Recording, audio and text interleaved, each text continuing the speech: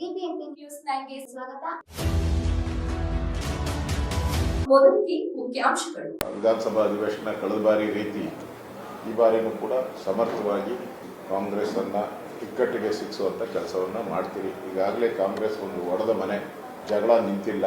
ಈಗಾಗಲೇ ಧಮಕಿ ಹಾಕೋದು ಕೂಡ ರಾಜಾರೋಷವಾಗಿ ಬೀದಿಯಲ್ಲಿ ಧಮಕಿಗಳನ್ನ ಹಾಕ್ತಾ ಇದ್ದಾರೆ. ನನ್ನನ್ನಿಸ್ತತೆ ಈ ಸರ್ಕಾರ ಬಹಳ ದಿನ ಉಳಿಯಲ್ಲ ಅನ್ನೋ ರೀತಿ ಕಾಣ್ತಾ ಇದೆ. ಸರ್ಕಾರದ ಕಾಲಘಟ್ಟ ಮುಗಿತಾ ಇರೋದಕ್ಕೆ ಈಗೆಲ್ಲ ಈ ರೀತಿ ಶಾಸಕರು, ಕಾಂಗ್ರೆಸ್ ಶಾಸಕರು ಬೀದಿಗಿಳಿದು ಡಿ.ಕೆ. ಶಿವಕುಮಾರ್ ಪರವಾಗಿ ಮತ್ತು ಸಿದ್ದರಾಮಯ್ಯನವರ ಪರವಾಗಿ ಹೇಳಿಕೆಗಳನ್ನು ಕೊಡ್ತಾ ಇದ್ದಾರೆ. ಈ ವಿಚಾರನೂ ಕೂಡ ವಿಧಾನಸಭಾ ಅಧಿವೇಶನದಲ್ಲಿ ಬರ್ತೈತೆ.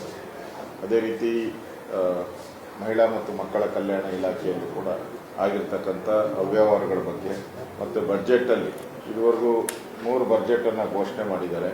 ಅಲ್ಲಾಗಿರ್ತಕ್ಕಂಥ ಅನ್ಯಾಯಗಳೇನಿದೆ ಮತ್ತು ಹಣ ಬಿಡುಗಡೆ ಆಗದೇ ಇರೋಂಥದ್ದು ಮತ್ತು ರಾಜ್ಯವನ್ನು ಸಾಲದ ಕೂಪಕ್ಕೆ ತೆಗೆದುಕೊಂಡು ಹೋಗ್ತಾ ಇರ್ತಕ್ಕಂಥ ಸಿದ್ದರಾಮಯ್ಯ, ಇಡೀ ದೇಶದಲ್ಲೇ ನಾವು ಸಾಲ ಮಾಡೋದರಲ್ಲಿ ನಂಬರ್ 2 ಸ್ಥಾನದಲ್ಲಿದ್ದು, ದೇಶದಲ್ಲಿ 2ನೇ ಸ್ಥಾನದಲ್ಲಿದ್ದು. ಅದಕ್ಕೆ ಕಾರಣ ಅಂದರೆ ಸಿದ್ದರಾಮಯ್ಯ. ಆ ಪರಿಸ್ಥಿತಿಗೆ ಇವತ್ತು ರಾಜ್ಯವನ್ನು ದೂಡ್ತಾ ಇದೆ. ಹಿಂದೂ ಕಾರ್ಯಕರ್ತರ ಮೇಲೆ ನಿರಂತರವಾಗಿ ಕೊಲೆ ಆಗ್ತಾ ಇದೆ, ಹಲ್ಲೆ ಆಗ್ತಾ ಇದೆ. ಮೊನ್ನೆನೂ ಕೂಡ ಶಿವಮೊಗ್ಗ ಇರ್ಬೋದು, ಕೊಡಗಿರ್ಬೋದು, ಬೇರೆ ಬೇರೆ ಕಡೆಗಳಲ್ಲಿ ಹಿಂದೂ ಸಮಾವೇಶಕ್ಕೆ ಮುಂಚೆ ಎಲ್ಲ ಕಡೆ ಹಲ್ಲೆಗಳು ಮಾಡ್ತಾ ಇರೋದನ್ನು ನೋಡ್ತಾ ಇದ್ದೀವಿ. ಈ ಥರದ್ದೆಲ್ಲ ವಿಚಾರಗಳು, ಭಾಳಷ್ಟು ವಿಚಾರಗಳಿದೆ. ಬೆಂಗಳೂರಿನ ಕಸದ ಸಮಸ್ಯೆ ಮತ್ತು ಕಂದಾಯ ಇಲಾಖೆಯಲ್ಲಿ ಈ ಖಾತಾ ಮತ್ತು ರಿಜಿಸ್ಟ್ರೇಷನ್ಸ್ ಎಲ್ಲ ಸ್ಟಾಪ್ ಆಗಿರುವಂಥದ್ದು, ಆದಾಯ ಕುಸಿತ ಆಗಿರುವಂಥದ್ದು, ಇವೆಲ್ಲನೂ ಕೂಡ ಚರ್ಚೆ ಮಾಡ್ತೀರಿ. ರಾಜ್ಯ ಸರ್ಕಾರ ದಿವಾಳಿಗೆ ಬಂದಿರ್ತಕ್ಕಂಥ, ಮೊದಲು ಕಳೆದ ಬಾರಿ ದಿವಾಳಿ ಅಂಚಿಗೆ ಬಂದಿತ್ತು, ಈ ಬಾರಿ ಅದು ದಿವಾಳಿಗೆ ಹೋಗಿದೆ. ಈಗಾಗಲೇ ರಾಜ್ಯ ಸರ್ಕಾರ 3 ಲಕ್ಷ ಕೋಟಿ ಹಣವನ್ನು ಸಾಲ ತೆಗೆದುಕೊಂಡಿದೆ. ಈ ವರ್ಷನೂ ಕೂಡ ಇನ್ನೊಂದು ಲಕ್ಷ ಸಾಲ ತಗೊಂತ, ಇನ್ನೂ 1 ಲಕ್ಷಕ್ಕೆ ಜಾಸ್ತಿ ತಗೊಂತಾರೆ.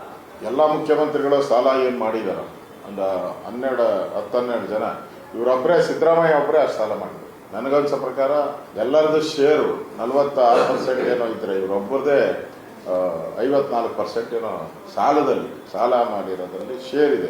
ಅಂದರೆ ಇವ್ರು ಸರ್ಕಾರ ಮುಗಿಯೋಷ್ಟೊತ್ತಿಗೆ 2 ವರ್ಷದಲ್ಲಿ 6 ಲಕ್ಷ ಕೋಟಿ ಮಾಡ್ತಾರೆ. ಅಂದರೆ ಇಡೀ ನಮ್ಮ ಸ್ವಾತಂತ್ರ್ಯ ಬಂದಾಗಿಂದ ಸಾಲ ತಗೊಂಡ್ರೆ ಇವರೊಬ್ಬರೇ ಅದರ ಸಾಲ. ಅಂದರೆ ಈಗಾಗಲೇ ನಮ್ಮ ಜನಗಳ ಮೇಲೆ 1 ಲಕ್ಷ ತೆರಿಗೆ ಇದೆ, ಒಬ್ಬೊಬ್ಬ ಮನುಷ್ಯನ ಮೇಲೆ 1 ಲಕ್ಷ ಸಾಲ ಇದೆ. ಸಾಲ ಮಾಡಲಿ, ನೀವು ಮಾಡದೇ ಇದ್ರು ನಿನ್ನ ಮೇಲೆ 1 ಲಕ್ಷ ಸರ್ಕಾರ ಹಾಕಿದ್ದಾರೆ. ಈ ಸಿದ್ದರಾಮಯ್ಯ ಒಬ್ಬರೇ 1 ಲಕ್ಷ ಆಗ್ತಾ ಇದೆ ಅಂತ ಈ ವಿಚಾರವಾಗಿಯೂ ಕೂಡ ವಿಧಾನಸಭಾ ಅಧಿವೇಶನದಲ್ಲಿ ಮಾಡ್ತೀರಿ. ಈ ಸರ್ಕಾರ ಹಾಳಾಗಿರುವಂಥ ಆರ್ಥಿಕ ದುಸ್ಥಿತಿಗೆ ತಂದಂಥ ಈ ಸರ್ಕಾರದ ವಿರುದ್ಧ ಬಿಜೆಪಿ ತನ್ನ ಹೋರಾಟವನ್ನು ನಾವು ಮಾಡ್ತೀವಿ. ಅಂದರೆ ಇವರಿಗೆ ಜ್ಞಾನ ಇರಲಿಲ್ಲ. ಡಿ.ಕೆ. ಸುರೇಶ್ ಹೇಳಿದ್ದಾರೆ, ಗ್ಯಾರಂಟಿಗಳ ಭಾರ ಅಂತ ಈಗ ಹೇಳ್ತಾ ಇದ್ದಾರೆ. ಇದನ್ನು ಮಾಡೋಕ್ಕೆ ಮುಂಚೆ ಯೋಚನೆ ಮಾಡಬೇಕು ಅಂತ ಕಾಂಗ್ರೆಸ್ಸಿನ ನಾಯಕರೇ ಹೇಳ್ತಾ ಇದ್ದಾರೆ. ಸಬ್ಸಿಡಿ ಮೊದಲಿಂದನೂ ಕೊಡ್ತಾ ಇದ್ದಾರೆ, ನಾವೇನು ಬಂದಾಗಿಂದ ಕೊಡ್ತಾ ಇದ್ದಾರೆ. ಇಲ್ಲಿಂದನೂ ಭಾಳ ಸಬ್ಸಿಡಿ ಭಾಳ ವರ್ಷಗಳಿಂದ ಇದೆ, ಒಂದು 45-50 ವರ್ಷದಿಂದನೂ ಬರ್ತಾ ಇದೆ. ಅದರಲ್ಲಿ ಹೇಳಿದ್ರು, ನರೇಂದ್ರ ಮೋದಿ ಕರೆ ಕೊಟ್ಟರು, ಯಾರು ಬೆನಿಫಿಟ್ ಮಾಡಿ ಅಂತ ಹೇಳಿದ್ದಾರೆ. ಅದು ನಾವು ಮಾಡಿದ ಯೋಜನೆ ಅಲ್ಲ, ಬಿಜೆಪಿ ಮಾಡಿದಂಥ ಸಬ್ಸಿಡಿ ಯೋಜನೆ ಅಲ್ಲ. ಹಿಂದೆ ಇತ್ತು, ಹಿಂದೆ ಕಾಂಗ್ರೆಸ್ ಅವರೇ ಮಾಡಿದ್ರು. ಈಗ ಇವರೇ ಮಾಡಿದ ಯೋಜನೆ ಅವಾಗ ಹೇಳ್ಬೋದಾಯ್ತಲ್ಲ. ಯೋಜನೆ ಮಾಡೋವಾಗೆ ಯಾರ್ಯಾರು ಧನಿಕರಿದ್ದಾರೆ ನೀವು ತಗೋಬೇಡಿ ಅಂತ ಅವಾಗೇ ಘೋಷಣೆ ಮಾಡಿಬಿಡ್ಬೋದಾಯ್ತು. ಚುನಾವಣೆಗೆ ಯಾವಾಗ ಅನೌನ್ಸ್ ಮಾಡಿದ್ರು ಅವಾಗೇನು ಹೇಳಿಲ್ಲ, ಕಾಕಾ ಪಾಟೀಲ್ ನಿನಗೂ ಫ್ರೀ, ಮಾದೇವಪ್ಪ ನಿನಗೂ ಫ್ರೀ ಅಂತ ಹೇಳಿದ್ರಲ್ಲ. ಅಂದರೆ ಉಳ್ಳವರು ತಾನೆ, ಮಾದೇವಪ್ಪನೂ ಉಳ್ಳವರು, ಕಾಕಾ ಪಾಟೀಲು ಉಳ್ಳವರು. ಅವಾಗ ನೀವೇ ಹೇಳಿದ್ದೀರ ಉಳ್ಳವರಿಗೂ ಕೊಡ್ತೀನಿ ಅಂತ. ಈಗ ಕೊಡಲ್ಲ ಅಂದರೆ ಇದು ಮಾತಿಗೆ ತಪ್ಪದಂಗೆ ಆಗಲ್ವಾ? ನೀವು ಮೋಸ ಮಾಡ್ದಂಗೆ ಆಗಲ್ಲ, ಜನಗಳಿಗೆ ದ್ರೋಹ ಬಗ್ದಂಗೆ ಆಗಲ್ವಾ? ಹೇಳ್ಬಿಟ್ಟಿದ್ದೀರಲ್ಲ.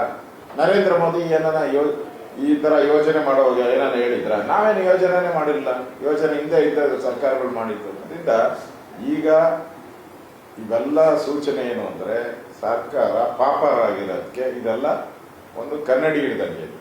ಪಾಪರಾಗಿರೋದಕ್ಕಿಂತ ಇದಕ್ಕಿಂತ ಇನ್ನೇನು ಬೇಕಾದ ಅವಶ್ಯಕತೆನೇ ಇಲ್ಲ ಅಂತ.